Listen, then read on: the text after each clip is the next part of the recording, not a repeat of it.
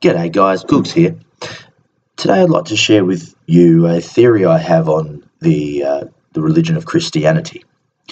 I do not believe it is actually based on Judaism or any kind of Hebrewan sect. No, I believe it is an entirely Roman religion. And therefore, I also believe that the Roman Empire is indeed still with us within the walls of the Vatican. Why would I believe this?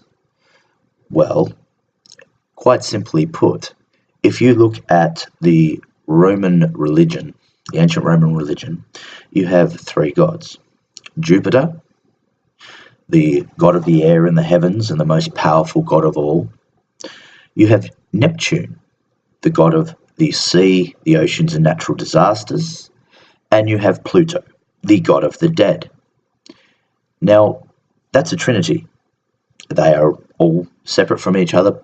They're not in any way the same god. So how then would one say that that was then the Godhead of Christianity? Well, it's quite simple. If you look at the New Testament and the way the New Testament and even the Old Testament describe Jehovah, he is the God of the heavens, the air. He is the most powerful God of all. He is the creator God. He is the top of the top God. That's Jupiter. If you look at then, say, the Holy Spirit, and you take examples like from Genesis where the Holy Spirit hovered over the waters of the deep, or Jesus Christ being baptized in the river Jordan, and the Holy Spirit descended unto him, you'll start to see that the Holy Spirit represents water, the waters of life. Indeed. And if you look at Jesus, yes, he does represent death.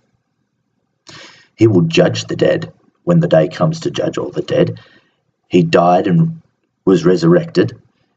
He, of course, resurrected Lazarus. He healed people of deadly ailments. So Jesus was indeed the God of death. So therefore, that would put Jesus in the place of Pluto. The reason I came up with this theory is I've always wondered about the Trinity, being three different beings being one. Now, then that brought up another question. How do you explain monotheism to a whole civilization of polytheists? Because that's what the Romans were. It's quite simple when you then look at my example. You turn Jesus into Pluto, you turn the Holy Spirit into Neptune, and you turn Jehovah into Jupiter, and then you squish them into one being. Therefore, you have your triumvirate Godhead. The Romans get that. All the Romans across the empire would understand this concept. Now, the Romans also had a very strong belief in a fertility god. At the moment, I can only remember the Greek one, that's Demeter. However, the Romans Catholic Church have a fertility god or goddess, Mary, the Virgin Mary. God chose the perfect woman, the perfect virgin, and from her, once he planted the seed, would come the birth of Jesus the Nazarene, the third part of the triumvirate Trinity. There is your fertility symbol. Now what of the intercessors? Because the Roman religion had millions and millions of intercessory gods, lesser gods, if you will. The saints took those positions. The saint of travel, the saint of great drinking, the saint of songs. You can find analogies to these and examples of these in the lesser Roman deities. So that's the religious iconography sorted out. why else, or what else could I possibly think of to make me believe that Christianity is a Roman religion? Well, if you look at the way the Roman, the way the Catholic Church is organised, it is almost identical to the way the West Roman Senate and emperors were organised.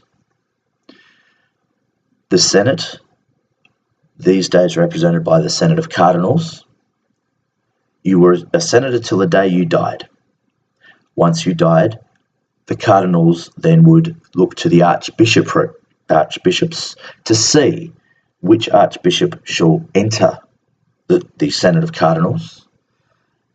When the Pope dies, who is the emperor, he is the only human who can intercede on behalf of humanity directly to God, and he rules the entire church, the Roman Catholic Church. That is also chosen from the Senate of Cardinals. So you see, it is set up very similar to the way the West Romans set up their government. This is my theory, that Christianity is a Roman religion and not a Hebrew religion. I'm Googs. Have a good night.